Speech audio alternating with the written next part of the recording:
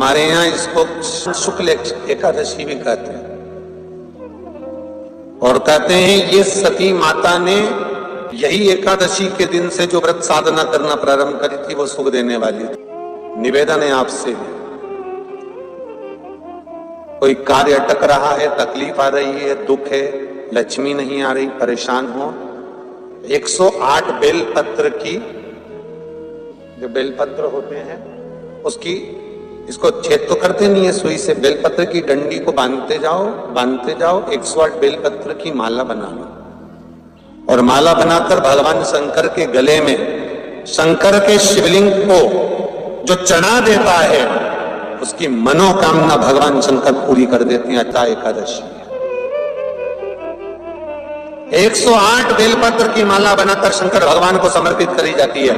माता लक्ष्मी ने भगवान विष्णु को पाने के लिए तुलसी की माला बनाकर समर्पित करी थी, जैसे सती ने शिव को पाने के लिए, कामना को पूर्ण करने के लिए। शास्त्र कहता है घर के बुजुर्गों को, घर के बड़ों को, जेठ जेठानी हो, सास ससुर हो, घर में जो तुम्हारी उम्र से बड़ा हो, उसको आज पीला फूल या पीली चने की दाल या पीला वस्त्र, कुछ भी पीली सामग्री आज घर के बड़ों को देना चाहिए।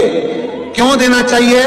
तो शिव महापुराण की कथा कहती है कि जो शुक्ल पक्षी की एकादशी के दिन पीली वस्तु का दान दे देता है, घर के किसी ब्राह्मण को देने नहीं जाना, किसी मंदिर में देने नहीं जाना, आपके ही घर में, आपके ही घर के बड़ों को कोई भी पीली चीज का दान कर सकते।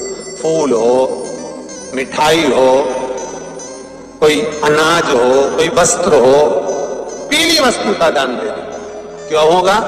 क्या होगा उससे?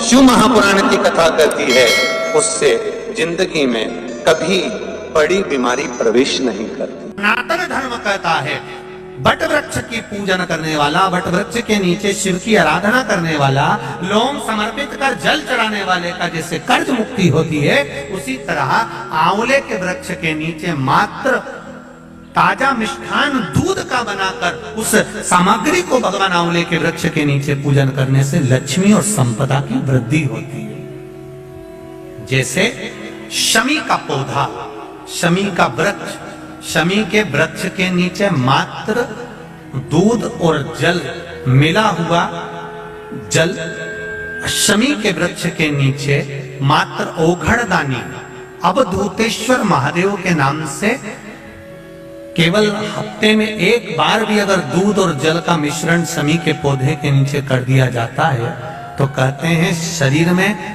बड़ी से बड़ी अगर बीमारी है, कहीं कैंसर जैसा रोग है या किडनी लीवर जैसा रोग है, कोई भी तकलीफ, कोई गांठ अगर शरीर में हो गई है, तो शमी के वृक्ष के नीचे दूध का जल थोड़ा सा हफ्ते में एक बार अवधूतेश्वर महादेव के नाम से समर्पित कर देने से रोग का निवारण होने लगता है, रोग थम जाता है और आगे नहीं बढ़ पाता और उसका इलाज चालू हो जाता है, सुख का अनुभव।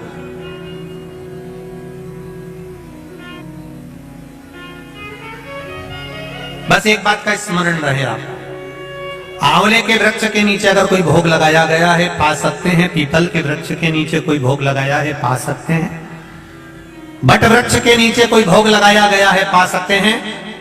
जिस वृक्ष के नीचे भोग लगाओगे पालोगे, पर शमी वृक्ष के नीचे का जो भोग लगाया गया है वो नहीं पाया जाता। शमी वृक्ष का जो प्रसाद है वो आपको वहीं छोड़ना पड़ता है। शमी वृक्ष का प्रसाद वहीं छोड़। साथ की शिवरात्रि आ रही है, छोड़ना मती, बेलपत्री का पत्ता जल में डालकर भले पत्ते को निकाल देना, और वो जल, जो रोग है, जो बीमारी है, संपदा नहीं आ रही हो, दुकान नहीं चल रही हो, व्यापार नहीं चल रहा हो, बच्चे चिड़चिड़े हो गए हो, क्रोध पड़ रहा हो, तो भी बाबा पर घर के प्रत्येक व्यक्ति एक लोटा जल जरूर चढ़ा के आना, शिव को नमन कर कर आना। ये मौका नहीं मिलता, चढ़ाओ।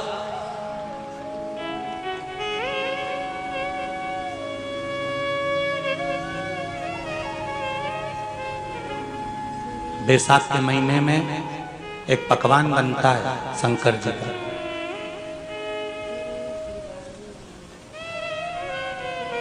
शिव जी के हाथ में त्रिशूल है, शिव जी के 3 नेत्र हैं। बेलपत्री में भी 3, बोलते जाओ, पत्ती है। बैसाख के महीने में जो शंकर भगवान को प्रसाद का भोग लगता है उसमें भी 3 ही चीज मिलती है। सत्तू,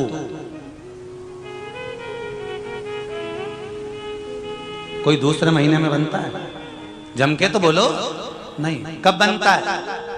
यही बैसाख के महीने में। चने की दाल, गेहूं और जौ, इन तीनों को गलाकर सेक कर जो सत्तू तैयार होता है, इसी बैसाख के महीने में परशुराम जयंती के दिन या अमावस्या के दिन या पूर्णिमा के दिन शंकर भगवान को समर्पित होता है और भगवान विष्णु को समर्पित होता है। दुनिया के लोग कहते क्या होता है सत्तू से? सास अपनी बहू से कहती है बेटा सत्तू बना ले, थोड़ा सा सत्तू बाजार से ले आना, 10 रुपए का खरीद कर ले आना। आज सत्तू, आज अपन पूजन करेंगे सत्तू की, अक्षय तृतीया है, थोड़ा सा पूज देंगे, थोड़ा सा भगवान को भोग लगा देंगे, सत्तू का लड्डू बना लेंगे। बोलो री जी, सही है कि गलत है?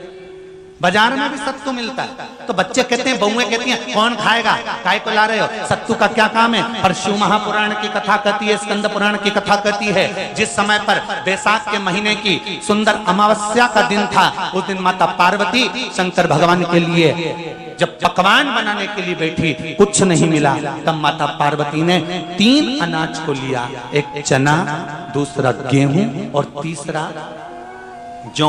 इन तीनों को भींग रहे थे, उसको लेकर आए गंगा जी में से, उसको सेक कर माता ने अंगीठी पर और उसका जो सत्तू बनाकर शिव को दिया। शंकर भगवान ने कह दिया, सुन पार्वती, ये सत्तू नहीं, ये मेरी औषधि है। बैसाख के महीने में जो खाएगा वो जिंदगी भर रोएगा नहीं, शरीर से स्वस्थ हो। अब उसको बैसाख के महीने में पियो बेल। बेल मतलब समझ गए? बेल का रस। बैसाख के महीने में पियो बेल और शरीर को रखो ऑलिव बेल। पियो।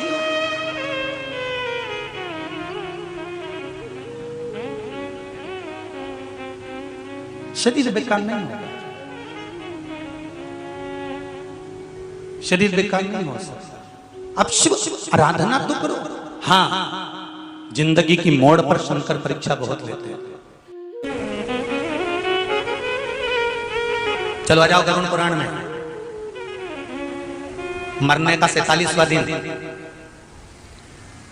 जब मरेंगे तब गरुड़ पुराण बचेगी, पहले ही सुन लो। और जिसके पास में गरुड़ पुराण नहीं हो तो पंडित जी से मंगवा कर फिर पढ़ के देख लेना। मरने के 47वें दिन, 47 डेज, 47वें दिन किस चीज का दान तुम्हारे सामने आता है? मरने के 47वें दिन। 10 दिन तक तो जीवात्मा घर की अटारी करती, मरने के बाद 12वें के दिन चली जाती है। उसके बाद में जब 47वां दिन आता है तो 47वें दिन जीवात्मा को क्या दान करा जाता है? व्यक्ति ने क्या पुण्य करा होता है कि उसको नरक नहीं भोगना पड़ता, बेतरणी नहीं भोगना पड़ती, वो सीधे बेतरणी से पार उतर जाता है। वो किस चीज का दान है? तो कहा शिव महापुराण में, गरुड़ पुराण में, कि वो सत्तू का दान है जो बैसाख महीने में करा जाता है। सत्तू का दान 3 चीजों से मिलकर बनता है। जौ, बोलते जाओ जल्दी, गेहूं, चना, ये 3 चीज से मिलकर बनता है। इसमें जो बारीक बारीक कण होते हैं, जितने जितने 3 चीज के मिले हुए बारीक बारीक कण होते हैं, ये जब दान किया जाता है सत्तू का, तब ये बेतरणी करने के लिए 47वें दिन इस जीवात्मा ने अगर सत्तू का दान करा होता है या सत्तू का सेवन बैसाख के महीने में करा होता है तो उसको बेतरणी नहीं भोगना पड़ती, डायरेक्ट सीधे रतलाम उज्जैन से डायरेक्ट। किस किस क्या बनता है सत्तू? मैंने भी तो ये पूछा किस किस क्या बनता है। मैं अभी थोड़ी ना कि अभी बन गया, बैसाख में बनता तो होगा। पहले गांव के लोग तीरथ करने जाते थे, गांव का लोग जब तीरथ करने जाता था कोई सामान नहीं लिया, सत्तू बांधी पोटली में धरा यूं और पानी में घोलिया और नमक डालिया या शक्कर या गुड़ घोल के और पी के वही चले। आज के अब जब सैनिक युद्ध करने जाता है, थक जाता है, बहुत थकान हो जाती है, जब उससे देखा जाता है तो सैनिक का जो कमांडर होता है वो सत्तू मंगवाता है और गिलास में खोल खोल कर पूरी सेना को पिलवाकर फिर युद्ध में उतार देता है। फिर युद्ध में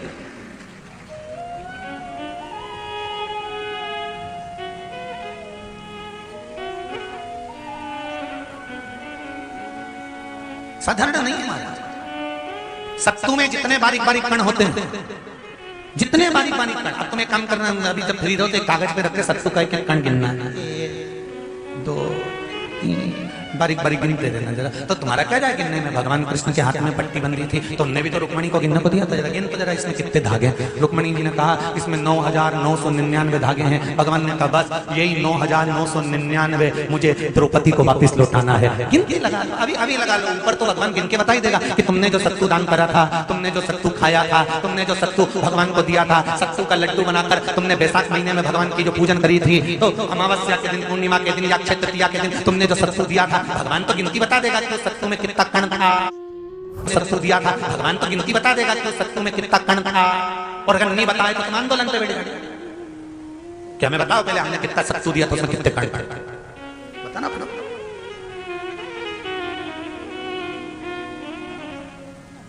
एक शिव की आराधना में चांगुना ने 1 लोटा जल भरा, उसमें थोड़ा सा चंदन डालकर बेलपत्री के वृक्ष के नीचे ले जाकर डाल देती, थोड़ा सा जल बचाकर शिव जी को डाल देती। शंकर भगवान ने एक दिन चांगुना के सामने मन में विचार प्रकट करा और पार्वती जी से कहा, पार्वती एक बात समझ में नहीं आती, आधा जल ये बेलपत्री को देती है, आधा जल मुझे देती है। जब आधा जल मुझे देती है तो मुझे बड़ा गुस्सा आता है, क्योंकि बद्धा जल कहां डोल के आती है।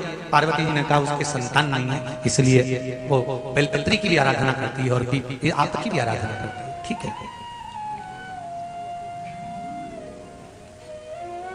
भगवान देवादिदेव महादेव ने देखा चांगुना ने बहुत सेवा कर ली। आज भगवान सुंदर एक संत का रूप धरकर चांगुना के दरवाजे पर पहुंच गए, अलग जगह। चांगुना दौड़ कर आई, बाबा जी आइए, क्या लाऊं मैं आपके लिए? भिक्षाम देहि, भिक्षाम देहि। बाबा ने सब दूर से भिक्षा ली और चांगुना जैसी परात भरकर रानी चांगुना देवी जज खूब सारा सामान लेकर आई, तो बाबा ने मना कर दिया, मैं आपके हाथ की भिक्षा नहीं ले सकता, मुझे नहीं लेना। क्यों? कहा आपकी संतान नहीं है, आपकी औलाद नहीं है, संतान नहीं है। और अगर आपकी संतान नहीं है तो आपके हाथ की भिक्षा लूंगा तो मैं भिक्षा लेकर जाऊंगा कहां? मुझे आपके हाथ की भिक्षा नहीं चाहिए। इतने में चांगुना ने उस संत के चरण पकड़े और संत के चरण पकड़कर चांगुना कहने लगी, देखिए बाबा जी, जन्म, मरण और परण ये तो 3 देवादिदेव महादेव के हाथ में है। संतान देना और ना देना ये शिव जी के हाथ में है, शंकर के।